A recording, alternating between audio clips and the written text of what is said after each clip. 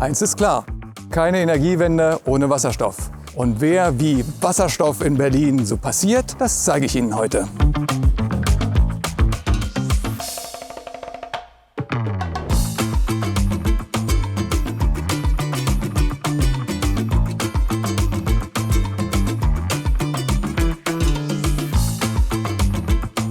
Hallo, guten Tag, mein Name ist Jörg Büsset. Ich bin Vorstandsvorsitzender von H2 Berlin, eine Organisation von mittlerweile 30 Unternehmen, die sich zum Ziel gesetzt haben, eine Wasserstoffwirtschaft in Berlin zu etablieren. Das wird nicht von alleine gehen, dafür brauchen wir Leuchttürme. Einer davon ist hier der BER. Warum das so ist, fragen wir die Chefin am besten selbst.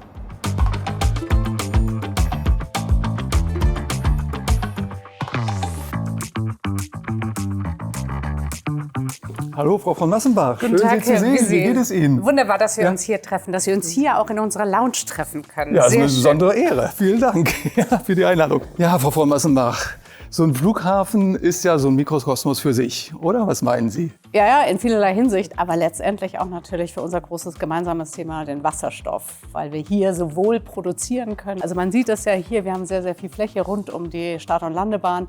Aber letztendlich brauchen wir es eben auch. Wir brauchen das selber, um den Flughafen CO2-neutral mit Wärme und Strom versorgen zu können. Also zum Beispiel hier diese wunderschöne Lounge. Aber natürlich auch für die ganzen Wagen und Busse, die Sie da auf dem Vorfeld sehen. Da wollen wir den Antrieb umstellen. Und da hinten sieht man sogar auch bei diesen Vorfeldpositionen, da sind Flugzeuge, die müssen vor dem Start, müssen die eben auch mit Bodenstrom versorgt werden. Das wollen wir umstellen von Dieselgeneratoren letztendlich auf Wasserstoff. Fantastisch. Unser Ziel ist es ja, 9000 Tonnen mit dem Leuchtturm BER bis 2025 in Berlin einzuführen. Sind wir zuversichtlich, dass das klappt? Also wir sind da sehr, sehr guter Dinge, sind da auch mit sehr, sehr viel Kraft und Energie und Zeit auch mit dabei. Wir machen gerade die genehmigungsrechtliche Prüfung. Letztendlich geht es darum, Blendgutachten, solche Themen bei der Photovoltaik. Das ist einmal sozusagen für die Piloten, aber auch für die Flugzeuge, dass die nicht irritiert werden. Und das andere Thema ist natürlich der Naturschutz, aber wir sind sehr zuversichtlich. Also wir werden perspektivisch sicherlich mehr Wasserstoff brauchen. Wir haben Potenzial letztendlich in nahegelegenen Wassmannsdorf, wo heute schon in einer Pilotanlage aus Abwasser Wasserstoff produziert wird. Aber selbst das reicht nicht. Wie sieht denn die Zukunft aus? Der Luftverkehr braucht noch viel mehr Wasserstoff. Der Luftverkehr hängt sehr, sehr stark davon ab, dass tatsächlich eben Wasserstoff jetzt erstmal in Beimischungen auch durch das Sustainable Aviation Fuel, dass der CO2-neutral entwickelt werden können. Dafür brauchen wir viel Wasserstoff. Deswegen sind die Kooperationen auch so wichtig. Deswegen ist es aber auch wichtig, dass der BER angeschlossen wird an ihre Pipeline, sodass wir dann tatsächlich eben künftig eben diesen Wasserstoff hier am BER auch haben. Mensch, dedizierte Wasserstoffpipelines für Berlin, das sind ja Wahnsinnsaussichten. Frau von Massenbach, ich bedanke mich für das Gespräch. Wiederschauen. Bis bald. Tschüss.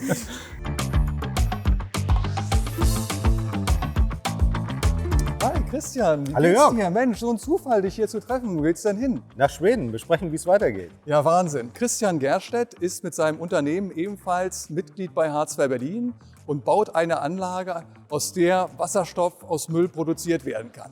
Christian, wo steht ihr denn da eigentlich? Ja, wir beginnen gerade die Planung und besprechen halt mit Behörden, wie es weitergeht und sind eigentlich sehr guter Dinge, dass wir starten können jetzt. Und nächstes Jahr geht's los, oder? So wie ich es So ist der Plan. Ja, Christians Anlage hat Pilotcharakter für Berlin, weil Berlin 1 Million Tonnen Müll produziert. Christian, gute Reise. Bis Dankeschön. bald. Tschüss. Unternehmen wie die von Christian Gerstedt sind genau die, warum wir H2 Berlin auch gegründet haben. Sie schaffen nicht nur die Möglichkeit, aus der fossilen Ära auszusteigen, sondern schaffen auch Arbeitsplätze für die Zukunft Berlins. So, das war der erste Leuchtturm und nun fahren wir zum zweiten Leuchtturm. Das Energiedreieck Ruhleben mit der Vattenfall, der BSR und den Wasserbetrieben.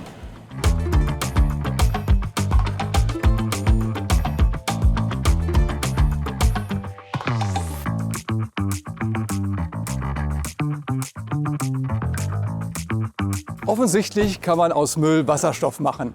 Jetzt sehen wir, wie man mit Wasserstoff Müll abtransportieren kann. Hallo Wolfgang. Hallo Jörg. Alles gut bei dir? Ja, klar. Wunderbar. Wolfgang, Warum funktionieren deine Fahrzeuge, wie sie hier stehen, nicht ausschließlich batterieelektrisch betrieben? Ja, wir haben hier ein Abfallsammelfahrzeug, ein Nutzfahrzeug, das einen sehr hohen Leistungsbedarf hat. Nicht nur aufgrund der Funktion fahren, sondern auch aufgrund der Funktion pressen.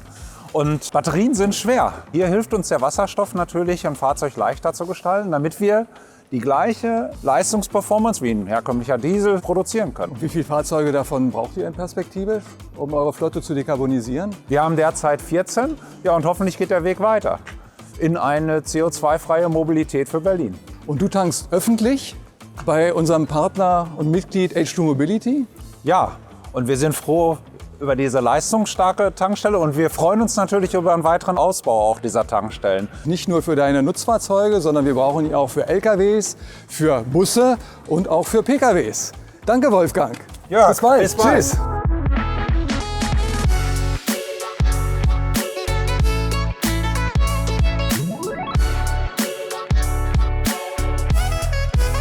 Zu unserem Leuchtturm Energiedreieck Ruhleben gehört ganz maßgeblich auch die Dekarbonisierung der Wärme- und Stromversorgung der Haushalte. Deshalb sind wir hier.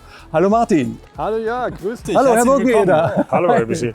Martin, wenn man über die Lande fährt, stellt man immer mehr fest, dass Windräder abgestellt werden. Wie kann unser Standort hier, unser Leuchtturm dazu beitragen, dass das in Zukunft nicht mehr so ist? Ja, Wind und Sonne sind halt manchmal da, manchmal nicht. Ja, und da wird die Sektorkopplung und auch Wasserstoff am Ende der Transformation eine ganz entscheidende Rolle spielen, das auszuregeln und zu verhindern, dass die Windräder stehen. Ja. Was erwartet uns in Zukunft an diesem Standort? Ja, wir wollen hier den ersten Wasserstoff-Hub für Berlin errichten, wollen das entwickeln als einen Knotenpunkt für die Wasserstoffproduktion und Verteilung und mit unseren Partnern zusammen den Standort hier gut vorbereiten. Und Herr Birkeneder, warum ist es so wichtig, dass der TÜV schon von Anfang an dabei ist? Ja, im Prinzip wollen wir alle, dass die Umstellung auf die Wasserstoffwirtschaft ja sicher ist für Mensch und Natur. Und genauso wie man die Anlagen hinter uns, die vorhandenen Anlagen vom TÜV Rheinland geprüft werden, genauso kann man natürlich zukünftige Anlagen sowohl in der Planung, zum Projektierungsphase, auch in der Erlaubnisphase schon vom TÜV begleiten lassen, um später bei der Prüfung Probleme zu vermeiden. Und das gilt sowohl für die Mobilität, die Wasserstofftankstellen, große Kraftwerke, als auch genauso wie für die Prozesse in der Industrie. Und was bedeutet das für unseren Leuchtturm? Ja, gute Frage. Also da gibt es natürlich viele Komponenten, aber das Beste ist, wir gucken uns das von oben vom Kessel aus einfach mal an. Ich zeige euch, was da die Bestandteile sind. Ja, okay? super. Klasse, gehen wir. Ja, schau Jörg, hier kannst du sehen, warum wir vom Energiedreieck Ruhleben sprechen. Da sind die Berliner Wasserbetriebe, da ist die BSR, das hier ist unser Standort. Und hier unten auf der Fläche findet die Transformation statt, Ausstieg aus der Kohle. Wir bauen eine Myfa-Turbine neu, wir bauen eine Abwasserwärmepumpe und dann perspektivisch natürlich auch unseren Wasserstoffleuchtturm. Den werden wir hier auch auf der Fläche irgendwo platzieren. Und da hinten ist unser Partner BMW.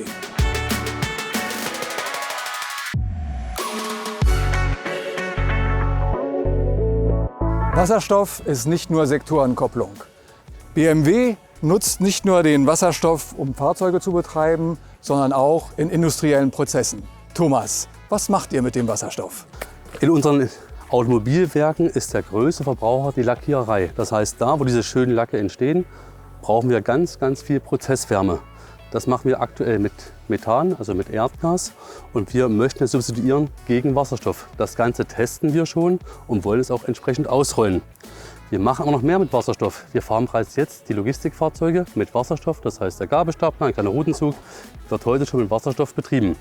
Und Ende des Jahres starten die ersten LKWs im Schwerlastbetrieb, im Langstreckenverkehr, die unsere Werke mit Wasserstoff-LKWs ver- und entsorgen. Wunderbar. Ist das auch ein Ausblick für Berlin, für die Motorradwerke? Selbstverständlich. Wir testen neue Technologien an einem Standort. Und wenn es sich da bewährt und etabliert ist, können wir es jederzeit an alle Standorten ausrollen. Das sind ja wunderbare Aussichten, Thomas. Dankeschön.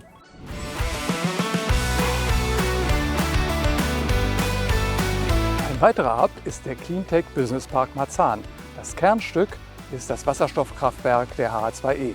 Das schauen wir uns jetzt an. Hallo Liliana. Hallo Jörg. Früher war hier die Frachthalle des Flughafen Tegel. Heute ist hier der Firmensitz der HH2E. Die HH2E baut Zukunftskraftwerke, Wasserstoff-Zukunftskraftwerke. Sie sind das Kernstück des Cleantech Business Park Marzahn. Ja, genau. Wir planen im Cleantech Business Park Marzahn ab 2027 grünen Wasserstoff zu produzieren. Dieser Wasserstoff kann saubere Wärme und Strom an Haushalte liefern, Gas für die Industrie und Chemie ersetzen und auch beispielsweise Benzin, Kerosin oder Diesel in der Mobilität. Und wie funktioniert so ein Kraftwerk? Wenn zu viel Wind und Sonne herrscht, dann wird die Energie abgeregelt. Das möchten wir vermeiden. Das können wir durch unser Kraftwerk vermeiden, indem wir Wasserstoff produzieren, genau zu diesen Zeiten. Dieser Strom ist dann auch preisgünstiger. Und um kurzfristige Schwankungen auszugleichen, installieren wir auch noch eine Batterie als Pufferspeicher. Und die Abwärme von der Elektrolyse kann auch für die Wärmeversorgung oder Fernwärme benutzt werden. Liane, wie schön, dass hier ein wesentlicher Baustein zur Wasserstoffwirtschaft in Berlin entsteht. Vielen Dank. Tschüss.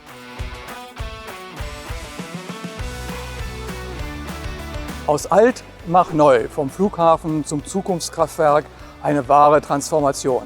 Das kann auch Siemens Energy.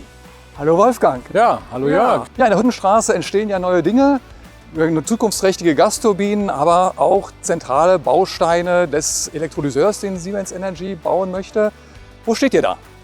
Ja, das ist richtig. Ein Elektrolyseur besteht aus mehreren Stacks. Und in dem Stack wird mit Hilfe von Strom und Wasser dieses Wasser aufgespaltet in Wasserstoff und in Sauerstoff. Und aus verschiedenen Stacks wird dann ein Elektrolyseur aufgebaut. Und dieser Elektrolyseur dient dann zur Wasserstoffversorgung. Bei den Tests für die Stacks entsteht ebenfalls Wasserstoff. Und diesen Wasserstoff könnten wir dann der Wasserstoffwirtschaft in Berlin zur Verfügung stellen. Großartig! Wir nutzen also nicht nur Abwärme und Überschussenergie, um Wasserstoff zu produzieren, sondern auch aus den Tests anfallenden Wasserstoff, um unsere Leuchttürme zu bedienen. Aber bis unsere Leuchttürme tatsächlich wirtschaftlich werden, haben wir noch ein paar Aufgaben zu lösen. Die wichtigste davon ist die preisliche Wettbewerbsfähigkeit von Wasserstoff. Aber dafür haben wir die Forschung. Guten Tag, Frau Skorupska. Guten Tag. Das größte Forschungsvorhaben für Wasserstoff in Deutschland ist das CatLab hier in Berlin-Adlershof. Was genau machen Sie hier? Unter anderem arbeiten wir am Herzstück der Elektrolyse, am Katalysator. Konventionelle Katalysatoren bestehen aus komplexen Materialkombinationen, sehr oft in Pulverform. Und das ist teuer und rohstoffintensiv. Wir wollen die Herstellung jetzt revolutionieren. Dabei setzen wir auf ganz dünne Filmen, welche nur weniger Nanometer dick sind. Zum Beispiel, das ist 3 Nanometer Palladium auf Silizium. Mit dünnen Filmen können wir das eingesetzte Material effizient und nachhaltig benutzen. Katalysatoren brauchen wir nicht nur bei der Elektrolyse zur Herstellung von Wasserstoff, sondern auch in anderen Bereichen. Welche wären die? Zum Beispiel durch die thermalkatalytische Hydrierung von CO2 oder Acetylen zum wertvollen Produkte. Zum Beispiel E-Fuels. Genau. Wir möchten nicht eine Lösung für alles sein, sondern die eine richtige. Unsere Katalysatoren bestehen aus mehreren Schichten. Diese können sowohl einzeln als integral optimiert sein. Wunderbar. Damit ist das CatLab der ideale Brückenschlag zur Industrie. Im Ergebnis haben wir preiswerten, grünen Wasserstoff und eine sichere, resiliente Energieversorgung. Um Wasserstoff alltagstauglich zu machen, ist es von zentraler Bedeutung, dass er kostengünstig und sauber verteilt wird.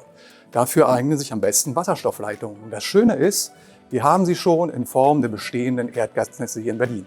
Deshalb sind wir hier bei der NBB.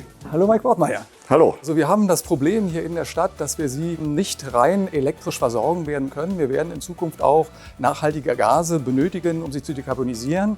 Und das Schöne ist, wir können bestehende Netze nutzen. Wir müssten sie entsprechend umwidmen. Wenn ich es richtig verstanden habe, geschieht das in Phasen. Wie sieht das aus? Wir haben ein Netz, was eine Leistung von 11 Gigawatt bereitstellen kann. Und 50% dieser Leistung geht in die Fernwärmeversorgung von Berlin. Deshalb haben wir uns Gedanken gemacht und verschiedene Phasen entwickelt, ganz nach dem Motto und der Zielstellung von den Transportnetzen zu den Verteilnetzen und von den großen Anschlüssen zu den kleinen.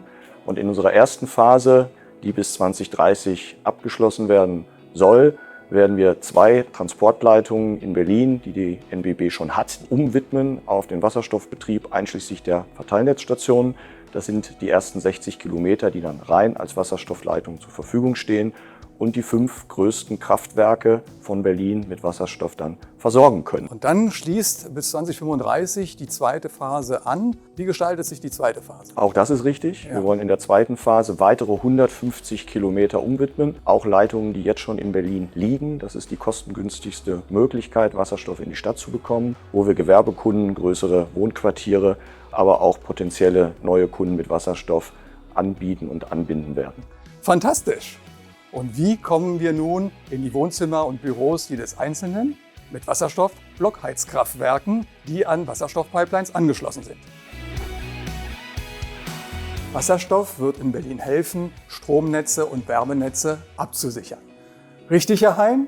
Ja, genau. Wasserstoff ist das Speichermedium, mit dem wir vor allem im Sommer und wenn viel Wind weht, die erneuerbaren Energien einsammeln und speichern. Und wenn dann im Winter viel Wärme und Strom benötigt wird, können wir mit Wasserstoff in Blockheizkraftwerken ganz gezielt und nach Bedarf Strom und Wärme erzeugen. Wasserstoff-Blockheizkraftwerke können eingesetzt werden in einer dekarbonisierten Welt, um Synergien zu schaffen? Ja, genau. Blockheizkraftwerke erzeugen zum einen sowohl Wärme wie auch Strom. Und dann können sie eben ganz gezielt nach Bedarf eingesetzt werden, um die Spitzenlast im Stromnetz abzusenken. Wie Spitzenlast absenken? Wenn wir Wasserstoff-BRKWs zur Verfügung haben, dann müssen wir nicht zu 100% Wärmepumpen einsetzen, die gerade wenn es kalt ist, eine sehr hohe Netzlast haben. Damit entlasten wir ganz stark das Berliner Stromnetz. Fantastisch! Vielen Dank, Herr Hein. Ich danke Ihnen.